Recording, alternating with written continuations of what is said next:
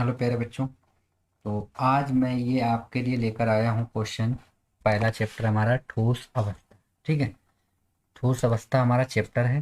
तो उसके ये ऑब्जेक्टिव क्वेश्चन हमने यहाँ पे लिए हैं। ठीक है, तो जितने भी इसके ऑब्जेक्टिव क्वेश्चन हो सकते थे वो मैंने यहाँ पे सभी इंक्लूड कर रखे हैं। तो चलिए हम लोग देखते हैं क्वेश्चन को, एक एक क्वेश्चन को हम लोग सॉल्व करेंगे। तो देखिए, पहला क्वेश्चन हमारे पास क्या है कि मूल क्रिस्टल तंत्र की संख्या क्या है। ठीक है, हमने पहले आपको बता रखा है चैप्टर हमारा कौन सा, ठोस अवस्था। ठीक है, तो ये हमने एग्जाम 2023 में होने वाला है उन बच्चों के लिए हमने इम्पोर्टेंट क्वेश्चन छांट के यहाँ पे लेके आए हैं। तो आप लोग इनका एक एक करके आप लोग कमेंट करते जाइए, मैं आपका कमेंट पढ़ता रहूँगा। ठीक है, तो देखिए पहला क्वेश्चन हमारे पास क्या, मूल क्रिस्टल तंत्र की संख्या है तो कितनी होती है दोस्तों, 4 होती है, 6 होती है, कि 7 होती है, या 8 होती है। ठीक है, तो आप लोग कमेंट करके बताएंगे हमारा आंसर क्या होगा इसमें। जल्दी से आप लोग कमेंट कीजिए। चलिए तो हम बताते हैं, मूल क्रिस्टल तंत्र की जो संख्या है दोस्तों वो हमारी कितनी होती है, 7 होती है। कितनी होती है दोस्तों, हमारी 7 होती है। ओके, चलिए अब हम चलते हैं अपने नेक्स्ट क्वेश्चन पे। ये है हमारा क्वेश्चन नंबर 2। ठीक है, तो देखिए क्वेश्चन नंबर 2 क्या है। क्वेश्चन नंबर 2 रहा कि क्रिस्टल तंत्र, ठीक है, क्रिस्टल तंत्र ए बी में निम्नलिखित में से किस क्रिस्टल तंत्र में alpha not equal B not equal C बराबर अल्फा बराबर बीटा बराबर गामा बराबर 90 डिग्री पैमाना वर्तमान रहता है। यानी ये हमें बताना है कि अल्फा बराबर बीटा बराबर गामा 90 डिग्री के एंगल किस में होते हैं। ठीक है, तो हमारे पास तीन है, एक है त्रि त्रि वाली हो गई, ठीक है, दूसरी हमारी हो गई घनाकार हो गई, फिर हो गई एकंताक्ष, फिर हो गई आर्थोरॉम्बिक। ठीक है, तो इनमें से हमारा एक आंसर है, तो वो आप लोग जल्दी से हमें कमेंट बॉक्स में बताएंगे। ओके, चलिए मैं आपके पास 1-2 मिनट का टाइम नहीं लूँगा, 1-2 सेकेंड में आप लोग बता सकते हो तो बताइए। ठीक है, तो देखिए इसमें हमारा आंसर होगा डी, यानी कि क्या होगा, आर्थोरोम्बिक होगा। ठीक है, ये हमारा आंसर हो जाएगा। ओके, चलिए चलते हैं हम लोग नेक्स्ट क्वेश्चन पे। अगला क्वेश्चन देखते हैं, क्वेश्चन नंबर 2। आप लोग जल्दी से कमेंट करते रहिएगा, आप लोग जल्दी जल्दी करेंगे तो, क्योंकि ज़्यादा लंबा वीडियो खींचने से कोई फ़ायदा नहीं होता है। देखिए अगला हमारे पास है क्वेश्चन नंबर 3। क्या दिया गया आपको कि अनुचुंबकीय, ठीक है, अणुचुंबकीय प्रदर्शित करने वाला पदार्थ है, यानी जो अणुचुंबकीय गुण प्रदर्शित करने वाला दोस्तों पदार्थ है वो हमें बताना है। ठीक है, तो वो पदार्थ क्या होगा, देखिए यहाँ पे आपको विकल्प दिए गए हैं। नंबर 1 आपके पास दिया गया है यहाँ पे H2O यानी कि जल होगा, O2 यानी ऑक्सीजन होगी, NaCl यानी सोडियम क्लोराइड होगा, और C6H6 यानी कि बेंजीन होगी। तो कौन सा आंसर होगा दोस्तों, तो आप लोग जल्दी से कमेंट करेंगे। तो देखिए अणुचुंबकत्व प्रदर्शित करने वाला जो हमारा पदार्थ है वो होता है दोस्तों ऑक्सीजन। क्या होता है दोस्तों, ऑक्सीजन होता है। बाकी ये H2O NaCl और C6H6 ये सभी होते हैं प्रतिचुंबकीय। कैसे होते हैं, प्रतिचुंबकीय होते हैं। ओके, चलिए चलते हैं नेक्स्ट क्वेश्चन पे, क्वेश्चन नंबर 4। ठीक है, तो क्वेश्चन नंबर 4 क्या दिया गया, देखिए यहाँ पे आप लोग पढ़ेंगे क्वेश्चन को 4 को। चलिए देखते हैं क्या, FCC, ठीक है, FCC होता है हमारा फलक केंद्रित घनीय एकक कोष्ठिका। ठीक है, FCC कोष्ठक में हर फलक केंद्र में उपस्थित परमाणुओं में कितने कोष्ठक में साझा करते हैं। यानी कि इसने बोला कि FCC हमारे पास एक जालक है, और कोष्ठक में, जो कोष्ठक में हर फलक केंद्र में उपस्थित होते हैं परमाणु कितने कोष्ठक साझा करते हैं दोस्तों। तो देखिए यहाँ पे कितने कोष्ठक साझा करते हैं ये पूछा गया है। तो कितने होते हैं दोस्तों, फलक केंद्रित में होते हैं 4, यानी कि यहाँ पे आपसे पूछा गया है जेड बराबर कितना हो। देखिए मैं यहाँ पे आपको एक बार फिर से बताऊँ, देखिए जब आपके पास तीन होती हैं, एक SCC होती है, एक FCC होती है, और एक होती है BCC। ठीक है, तो इसमें होता है एक, इसमें होते हैं दो, और इसमें होते हैं 4। तो ये आपको याद रखना है, यही आपको यहाँ से पूछा गया है। ओके, चलिए अब चलते हैं हम लोग क्वेश्चन नंबर 5 पे। तो ये है हमारे पास क्वेश्चन नंबर 5। आप लोग देख सकते हैं क्वेश्चन नंबर 5 हमें दिया गया है। तो क्वेश्चन में क्या बोल रहा है हमसे, इसको एक मिनट,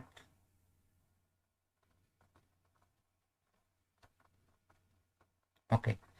अब देखिए क्वेश्चन नंबर 5 में आपको दिया गया है कि CS Cl की क्रिस्टल संरचना है, यानी जो हमारे पास CsCl है उसकी जो क्रिस्टल संरचना है वो किस टाइप की होगी। ठीक है, ये यहाँ पे C बना हुआ है, ठीक है, SCC, इसको मैं यहाँ पे लिख देता हूँ SCC, यानी SCC होगी, FCC होगी, BCC होगी। ये भी यहाँ पे गलत लिख गया, इसको आप लोग कट करके यहाँ पे लिख लीजिएगा BCC। तो इन तीन में से या इनमें से कोई नहीं, चौथा विकल्प है इनमें से कोई नहीं। तो CsCl की जो संरचना होती है वो कैसी होती है दोस्तों, तो ये संरचना होती है हमारे पास BCC की। किसकी होती है दोस्तों, BCC संरचना होती है। ठीक है, यानी काय केंद्रित घनीय एकक कोशिका होती है। ओके, चलिए क्वेश्चन नंबर 6 देखते हैं हम लोग। ये है हमारे पास क्वेश्चन नंबर 6, आप लोग देख सकते हैं स्क्रीन पे। क्या दिया कि निम्नलिखित में से किस धातु की समन्वय संख्या 8 है, यानी कि समन्वय संख्या कितनी है दोस्तों, 8 है, ये हमको बताना है। ठीक है, तो किसकी होती है दोस्तों, पोटेशियम की होती है, या फेरस की होती है, या जिंक की होती है, या EU यानी कि सोना की होती है। किसकी होती है दोस्तों, तो आप लोग जल्दी से कमेंट कीजिएगा। चलिए हम देखते हैं आप लोग कितनी जल्दी इसका आंसर कमेंट बॉक्स में बताएंगे। जल्दी से आप लोग कमेंट कीजिए, कमेंट करते रहिए। आप लोग कमेंट नहीं करते हैं, यही आप लोग दिक्कत रहती है। आप लोग जल्दी से कमेंट कीजिए। तो चलिए हम बताते हैं। तो समन्वय संख्या 8 होती है दोस्तों, किसकी, पोटेशियम की होती है। किसकी होती है दोस्तों, पोटेशियम की 1 होती है। ओके, चलिए चलते हैं हम लोग अपने नेक्स्ट क्वेश्चन में, क्वेश्चन नंबर 7। तो ये हमारे स्क्रीन पे है क्वेश्चन नंबर 7। ओके, तो देखिए यहाँ पे आपसे क्या पूछ रहा है क्वेश्चन नंबर 7 में। क्वेश्चन 7 बोल रहे निम्नलिखित में से किस आयनिक क्रिस्टल का एक उदाहरण, यानी कि आयनिक क्रिस्टल का एक उदाहरण है दोस्तों, वो कौन सा है। ठीक है, तो देखिए यहाँ पे हमें 4 विकल्प दिए गए हैं। पहला हमारे पास है Na2SO4, ठीक है, यानी सोडियम सल्फेट। तीसरा हमारे पास ग्रेफाइट। चौथा हमारे पास है कार्बन। और चौथा हमारे पास है P4O10। ठीक, तो इनमें से एक विकल्प करेक्ट होगा, वो आपको बताना है कि कौन सा हमारा करेक्ट होगा। तो जल्दी से आप लोग कमेंट करेंगे। ठीक है, तो चलिए हम लोग बताते हैं हमारा क्वेश्चन कौन सा होगा। तो ये हमारा पहला वाला विकल्प करेक्ट हो जाएगा। ठीक है, Na2SO4। ठीक है, इस ये जो होगा वो आयनिक क्रिस्टल होता है। ठीक है, चलते हैं क्वेश्चन नंबर 8 पे। तो क्वेश्चन नंबर 8 हमको दिया गया है कि बेरवादार, ठीक है, कैसा दोस्तों, बेरवादार ठोस का उदाहरण है। तो बेरवादार ठोस का उदाहरण कौन सा होगा दोस्तों, हीरा होगा, या ग्रेफाइट होगा, या नमक होगा, या रबर होगा। ठीक है, तो ये आपको आंसर यहाँ पे कमेंट करना है। ठीक है, तो बताइए जरा इसका आंसर हीरा होता है, या ग्रेफाइट, या नमक, या रबर। तो यहाँ पे इसका जो आंसर होता है दोस्तों वो होता है रबर। क्या होता है, रबर होता है। ठीक है, इसका आंसर क्या होगा, रबर होगा। चलते हैं हम लोग अपने क्वेश्चन नंबर 9 की तरफ, देखते हैं क्वेश्चन नंबर 9। तो ये आपको क्वेश्चन दिया गया है कि लेमडा बराबर आपको दिया गया ये वैल्यू, ठीक है, एंगस्ट्रॉम, और थीटा बराबर आपको ये देखा एन बराबर 1, तो डी का मान होगा। यानी हमें यहाँ पे किसकी वैल्यू बतानी है दोस्तों, डी की वैल्यू हमें यहाँ पे बतानी है। ठीक, तो देखिए डी की वैल्यू हम लोग किस तरीके से निकालेंगे इसकी, आप लोग वो चीज़ देख लीजिए जरा। देखिए यहाँ पे ये क्वेश्चन वैसे तो आपके काम का नहीं है, लेकिन अब आया है तो बता देते हैं इसको हम लोग। ठीक है,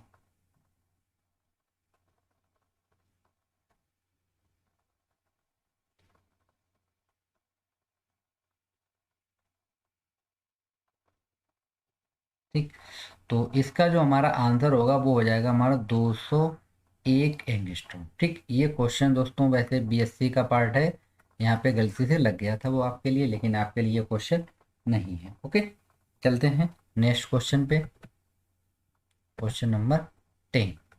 ठीक, तो नेक्स्ट क्वेश्चन है हमारे पास क्वेश्चन नंबर 10। क्या दिया गया हमको कि बॉडी सेंटर्ड क्यूबिक एकक सेल में लैटिस बिंदुओं की संख्या होती है, यानी कि जो बॉडी सेंटर उसमें कितनी होती है, 4 होती है दोस्तों, 3 होती है दोस्तों, 2 होती है, या 1 होती है। तो आप लोग बताएंगे जल्दी से कितनी होती है दोस्तों, कमेंट कीजिए आप लोग जल्दी से। तो कितनी होती है उसमें, 2 होती है। बहुत से बच्चे सही कमेंट कर रहे हैं, 2 होती है। ओके, चलिए चलते हैं हम लोग नेक्स्ट क्वेश्चन पे अपने, और देखते हैं उसको हम लोग जल्दी से। Question number 11। 11 क्या है, सिंपल क्यूबिक एकक सेल की संकुलन क्षमता होती है।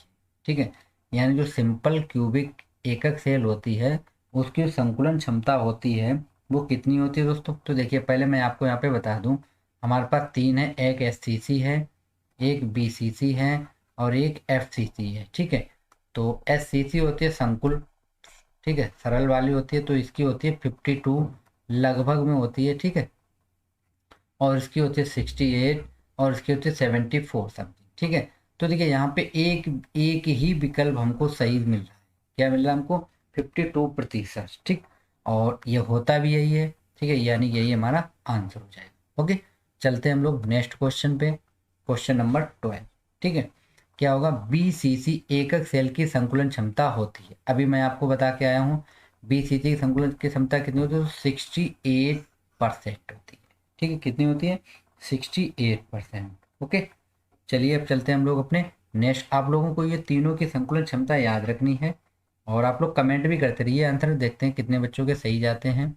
चलिए इसका आप लोग जल्दी से कमेंट कीजिए। अभी मैंने आपको पीछे बताया था कितना होता है, एफसीसी की एकल सेल की जो संकुलन क्षमता है वो कितनी होती है। अभी मैं आपको पीछे बता के अभी अब तीनों बताई थी हमने, एससीसी की, एफसीसी की और बीबीसीसी की। ठीक है, तीनों अभी हम आपको बता के आए हैं। तो आप लोग जल्दी से कमेंट करेंगे कितनी होती है दोस्तों, एफसीसी कितनी होती है।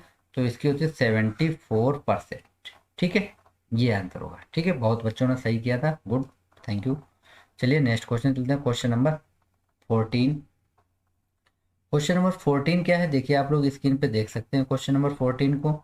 तो आपकी स्क्रीन पे दिया गया है क्वेश्चन, क्या है कि यूनिट सेल, क्या है दोस्तों, यूनिट सेल के घनत्व का सूत्र होता है। ठीक है, यूनिट सेल के घनत्व का सूत्र होता है, क्वेश्चन नंबर 14।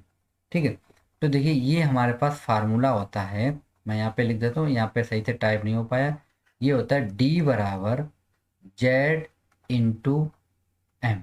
ठीक है, जेड इंटू एम अपॉन में कितना होता है, अपान में होता है एन ए इंटू ए की घात 3। ये फार्मूला होता है, वैसे आप लोगों ने जनरली यही देखा होगा।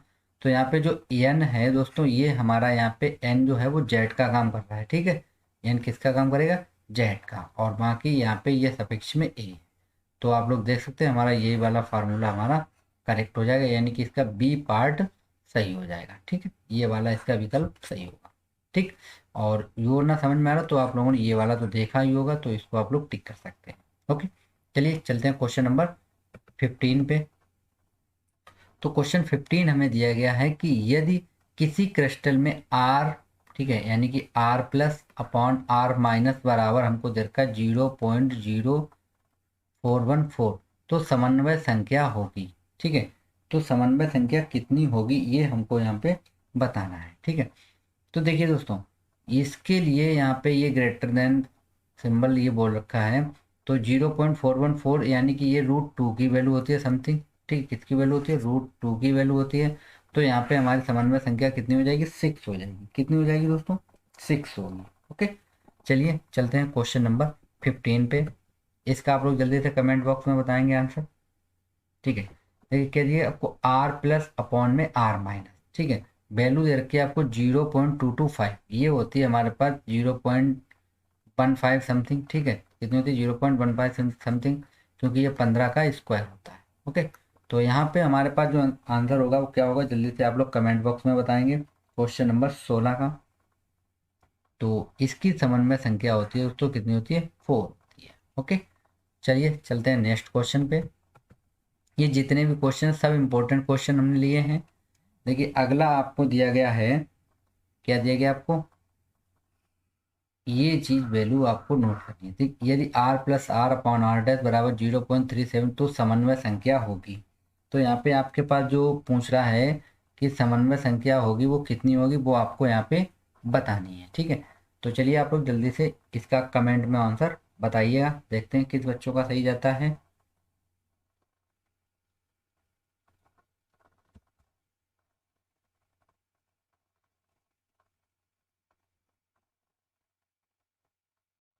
ठीक है, तो चलिए कुछ बच्चे कमेंट कर रहे हैं कि सर हम कैसे पता करेंगे कि इसमें समन्वय संख्या कितनी होगी। ठीक है, तो चलिए मैं आपको बताता हूँ कि आप लोग किस तरीके से पता करेंगे कि इसकी समन्वय संख्या कितनी होती है। तो देखिए कुछ फार्मूले होते हैं, तो वो फार्मूले आप लोग नोट कर लीजिएगा। मैं अभी यहाँ पे आपको फार्मूले लिखा देता हूँ जल्दी से, तो फार्मूले आप लोग नोट कर लीजिए जल्दी से। ठीक, तो देखिए अब यहाँ पे आपको क्या दिया गया है कि देखिए कुछ, मैं यहाँ पे पॉइंट नोट कर देता हूँ। देखिए अगर त्रिज्या, ठीक है, त्रिज्या, और हम यहाँ पे डाल देते हैं समन्वय संख्या, ठीक है। अगर त्रिज्या हमारी लेस देन है 0.155 से, ठीक है, तो समन्वय संख्या कितनी होती है? 2 होती है, ठीक है। यानी इससे कम अगर होगी तो कितनी होती है? 2 होती है, ठीक है। और अगर 0.55, ठीक है, कितना है, इसको थोड़ा सही लिख देते हैं हम लोग, कितना है 0.155 से अगर दोस्तों इसके बीच में अगर है संख्या 0.225, तो समन्वय संख्या कितनी होती है? तो समन्वय संख्या होती है 3, कितनी होती है? 3। और अगर 0.225 से 0.15 0.225 से अगर 414 कितना होता है, इसको काट दीजिए आप लोग, 0.414, तो समन्वय संख्या होती है 4, कितनी होती है दोस्तों? 4 होती है, ठीक है। और अगर 0.414 से अगर हम लोग देखें तो समन्वय संख्या कहाँ से कहाँ तक, तो ये होती है 0.732 तक, ठीक है, 2 तक है। ये देखिए ये इतनी दी गई है, तो इसमें कितनी होती है? इसमें होती है दोस्तों 6, कितनी होती है? 6। और 0.372 से, ठीक है, 1.00 तक जो होती है वो कितनी होती है? 8, ठीक है। तो ये आपको इतना याद कर लेना है, ठीक है। तो ये आप लोग जब याद कर लेंगे तो आप लोगों को दिक्कत नहीं होगी। अब देखिए यहाँ पे हम लोग देखिए आंसर बताते हैं, इसका कोई रूल नहीं होता, ये इतनी चीज़ें आपको याद करनी पड़ेंगी, ये पॉइंट आपको याद होने ही चाहिए। तो देखिए यहाँ पे हमारे पास ये देखिए कितनी वैल्यू दे रखी है? 0.732, तो देखिए 0.7.3 यहाँ से स्टार्ट होती है, कितनी दी गई इसमें? 8। तो देखिए यहाँ पे हमारा आंसर कितना हो जाएगा? ये वाला विकल्प सही हो जाएगा, यानी विकल्प फर्स्ट हमारा सही होगा। कितनी होगी इसमें? 8 होगी। ओके, आशा करते हैं अब आपको ये समझ में आ गए होंगे। जो भी क्वेश्चन पीछे निकले वो आप लोग इसी से देख लीजिएगा, ठीक है। चलिए चलते हैं हम लोग अपने नेक्स्ट क्वेश्चन पे। तो अगला क्वेश्चन है हमारे पास क्वेश्चन नंबर 18, कि शॉर्टकी दोष के कारण ठोस का घनत्व, यानी जो शॉर्टकी दोष है उसके कारण ठोस का घनत्व क्या हो जाता है? नंबर 1 बढ़ जाता है, नंबर 2 है घट जाता है, नंबर 3 शून्य हो जाता है, नंबर 4 है इनमें से कोई प्रभाव नहीं होता, ठीक है। तो देखिए यहाँ पे क्या, शॉर्टकी दोष होने पर ठोस का जो घनत्व है दोस्तों वो घट जाता है। क्या हो जाता है दोस्तों? घट जाता है। ओके, चलिए चलते हैं नेक्स्ट क्वेश्चन पे जल्दी से। देखिए क्या दिया गया आपको, Ni 0.98 और O 1.00 में Ni+2 का प्रतिशत होगा, ठीक है। यहाँ पे हमें प्रतिशत निकालना है, ठीक है। किसका निकालना है? हमें Ni+2 का प्रतिशत निकालना है हमको। तो बताइए जल्दी से आप लोग, इसका कमेंट करके आंसर बताएंगे, कितना आंसर आएगा इसका? जल्दी से आप लोग, जितना जल्दी हो सके उतना आप लोग कमेंट कीजिएगा। ओके, जल्दी से आप लोग कमेंट करें, देखते हैं हम लोग कितने बच्चे इसका कमेंट कर देते हैं सही से।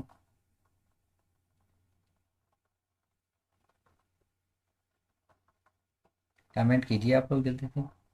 चलिए तो हम बताते हैं, तो इसका आंसर होगा कितना? 96%। कितना होगा दोस्तों? 96% होगा। ओके, चलते हैं क्वेश्चन नंबर 20। क्या दिया गया हमको? NaCl में, ठीक है, NaCl में क्रिस्टल में SrCl2 क्रिस्टल बाहर से डालने पर एक ठोस विलयन प्राप्त होता है, ठीक है, जिसमें Na+ के स्थान पर, ठीक है, क्या आएगा? Cr+2 का आएगा, Cl आयन प्रतिस्थापित होता है, या SrCl2 प्रतिस्थापित हो जाता है, या इनमें से कोई नहीं, ठीक है। तो इनमें से एक विकल्प आपका सही होगा। तो बताइए आप लोग कौन सा विकल्प होगा? तो Na के स्थान पर जो आता है वो आता है Cr+2 आता है। क्या आता है? Cr+2, यानी कि हमारा विकल्प नंबर फर्स्ट करेक्ट हो जाएगा। ओके, चलिए क्वेश्चन नंबर 21, यदि बैंड गैप 0.7 सीबी हो तो वह कैसा होगा? विद्युत रोधी होगा, अर्धचालक होगा, अतिचालक हो गया, या इनमें से कोई नहीं होगा, ठीक है। तो आप लोग जल्दी से बताएंगे क्या होगा दोस्तों? तो इसमें होगा वो तब क्या होगा दोस्तों? अर्धचालक होता है। क्या होता है? अर्धचालक होता है। ओके, चलिए नेक्स्ट क्वेश्चन चलते हैं हम लोग। क्वेश्चन नंबर 22, क्या है? CG, क्या है? GC अर्धचालक के लिए उपस्थित AS है, क्या होता है? आक्सीय कारक का काम करता है, अपकारक का काम करता है, डोपेंट का या इनमें से कोई नहीं। किसका कार्य करता है दोस्तों? तो ये करता है हमारा विकल्प नंबर सी, डोपेंट। किसका काम करता है? डोपेंट का कार्य करता है। ओके, चलिए नेक्स्ट क्वेश्चन, क्वेश्चन नंबर 23। तो ये रहा हमारे पास question number 23।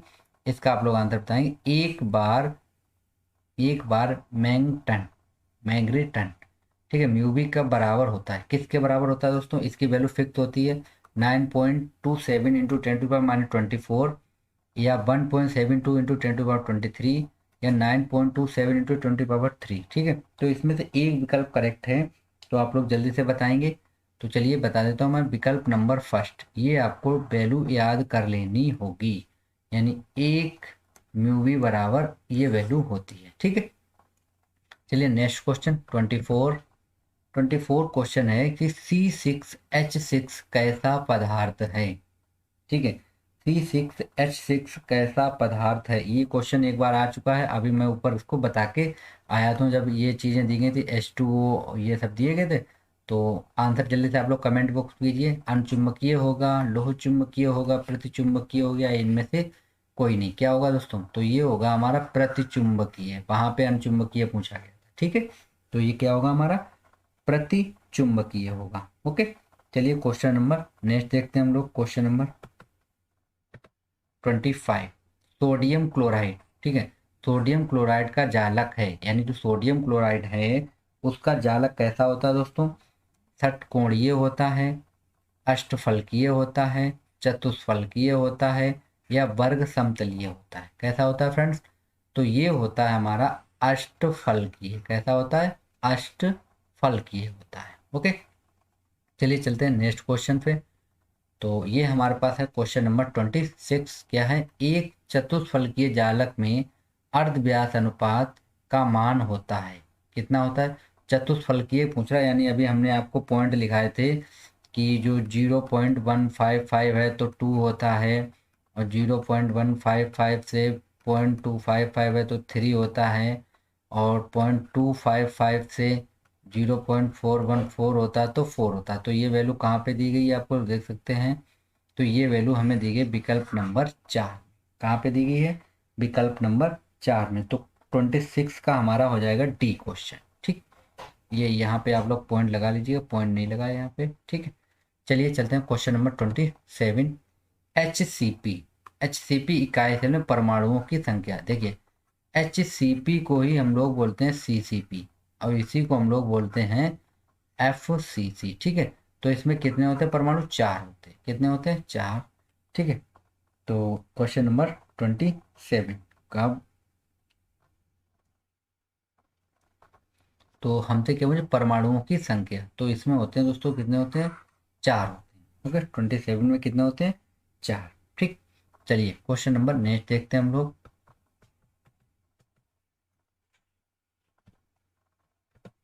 Question number 28, transistor सेटों के निर्माण में प्रयुक्त होने वाला तत्व एल्युमिनियम यूज होता है, सिलिकॉन यूज होता है, कॉपर यूज होता है, या जिंक यूज होती है दोस्तों? तो क्या यूज होती है आप लोग जल्दी से हमें कमेंट बॉक्स में बताएंगे। तो ये होता है हमारे पास 28 का, क्या हो जाएगा? सिलिकॉन। क्या यूज किया जाता है दोस्तों? SI यूज की जाती है। ओके, चलिए चलते हैं हम लोग नेक्स्ट क्वेश्चन पे, क्वेश्चन नंबर 29। अभी ये एक बार और आया था, रवादार ठोस है। ठीक है, रवादार ठोस है, क्या होगा दोस्तों? कांच होगा, रबर होगा, हीरा होगा, या इनमें से कोई नहीं। तो जो दोस्तों रवादार ठोस होता है वो होता है हमारा हीरा। क्या होता है दोस्तों? हीरा होता है। ठीक है, 29 का कितना हो जाएगा? C हो जाएगा। ठीक है, चलिए क्वेश्चन नंबर 30 देखते हैं हम लोग। क्वेश्चन नंबर 30 हमें दिया गया, NaCl में ठोस जालक में Na+ आयन के कुल कितने Cl आयन से घिरा रहता है? यानी जो Na+ है वो Cl- के कितने आयनों से घिरा रहता है दोस्तों? 4 से गिरता है, कि 8 से गिरता है, 6 से, या 2 से गिरता है? किससे गिरता है ये आप लोग हमें जल्दी से बताएंगे। तो ये दोस्तों 6 आयनों से घिरा रहता है, इसकी अष्टफलकीय संरचना होती है, ये 6 से घिरा होता है। ठीक है, चलिए नेक्स्ट क्वेश्चन नंबर 31, जालक में AB डॉट संख्या दर्शाती है, क्या दर्शाती है? घनाकार जालक है, या BCC जालक है, या FCC जालक है, या HCP जालक है? ठीक है, क्या होगा दोस्तों 31 का क्वेश्चन? तो 31 का हमारा क्वेश्चन हो जाएगा DHCP जालक हो जाएगा। ठीक है, क्या हो जाएगा? HCP जालक हो जाएगा। चलिए नेक्स्ट क्वेश्चन, क्वेश्चन नंबर 32। निम्नलिखित में कौन सा पदार्थ विषम दैशिकता दर्शाता है? तो ग्लास ट्यूब, या BaCl2, या लकड़ी का घन, या प्लास्टिक क्यूब, क्या दर्शाता है? जल्दी से आप लोग बताएंगे कमेंट में आंसर। चलिए जल्दी कीजिए आप लोग। तो ये होता है हमारा, ये वाला आंसर हो जाएगा हमारे पास BaCl2। Okay, thank you. चलिए नेक्स्ट क्वेश्चन, बहुत अच्छा, सभी बच्चों ने अच्छा कमेंट किया था, शेयर करते रहिए आप लोग। Question number 33। क्रिस्टल में विद्युत चालकता उत्पन्न करने हेतु अशुद्धि मिलाने, ठीक है, अशुद्धि मिलाने की क्रिया कहलाती है। यानी क्रिस्टल जो विद्युत चालकता है उसको उत्पन्न करने के जो हम लोग अशुद्धि मिलाते हैं, तो उसे हम क्या बोलते हैं? विकल्प है शॉटकी दोष त्रुटि, या फ्रैंकल त्रुटि, या डोपिंग, या इलेक्ट्रॉनिक अपूर्णता। क्या होगा क्वेश्चन? Question number 33। तो इसे हम बोलते हैं डोपिंग। क्या बोलते? डोपिंग बोलते हैं। ओके, चलिए नेक्स्ट क्वेश्चन, क्वेश्चन नंबर 34। तो क्वेश्चन दिया गया आपको कि निम्नलिखित में कौन से जोड़े में क्रमशः चतुष्फलकीय और अष्टफलकीय बॉन्ड होते हैं? ठीक है, तो इसका हमें आंसर बताना है। BCC और FCC में, HCP और SCC में, HCP और CCP में, और लास्ट है हमारे पास BCC और HEP में। तो किस में होगा दोस्तों क्वेश्चन नंबर 34 का? तो ये लास्ट वाला हमारा विकल्प सही हो जाएगा, BCC और HEP में। ओके, चलिए चलते हैं नेक्स्ट क्वेश्चन, क्वेश्चन नंबर 35। क्या दिया हमको? BCC इकाई सेलों में मुक्त खाली जगह का प्रतिशत है। यानी BCC में जो खाली जगह होती हैं उनका जो प्रतिशत होता है वो कितना होता है दोस्तों खाली जगह का? क्वेश्चन नंबर 35 है। तो ये होता है हमारे पास 32%। कितना होता है? 32% होता है। ओके, चलिए नेक्स्ट चलते हैं हम लोग, क्वेश्चन नंबर 37। एक धातु, क्या है दोस्तों? एक धातु रवाकार हेक्सागोनल क्लोजेक पैक संरचना में होता है, तो धातु को कोऑर्डिनेशन संख्या होती है, यानी कि इसकी जो ऑक्सीकरण संख्या है या उप सहसंयोजन संख्या है वो कितनी होती है? ठीक है, तो इसकी उप सहसंयोजन संख्या होती है दोस्तों, कितनी होती है? 6 होती है। कितनी होती है? 6 होती है। ठीक है, चलिए आज का हमारे पास लास्ट और अंतिम क्वेश्चन हमें दिया गया है। क्या दिया गया देखिए, बेरवादार ठोस है। ठीक है, बेरवादार ठोस है, ग्रेफाइट, कांच, हीरा, या इनमें से कोई नहीं। तो ये हमारा विकल्प हो जाएगा दोस्तों कांच। ठीक है, तो यहाँ पे हम लोगों ने 37 क्वेश्चन को आज हम लोगों ने देखा है। ये सभी क्वेश्चन इंपॉर्टेंट, कभी ना कभी एग्जाम में ये पूछे गए हैं। ठीक है, तो आशा करते हैं आप लोग इनको एक बार लिख लीजिएगा, रिवीजन करेंगे तो आपको याद हो जाएंगे। ठीक है फ्रेंड, तब तक के लिए थैंक यू।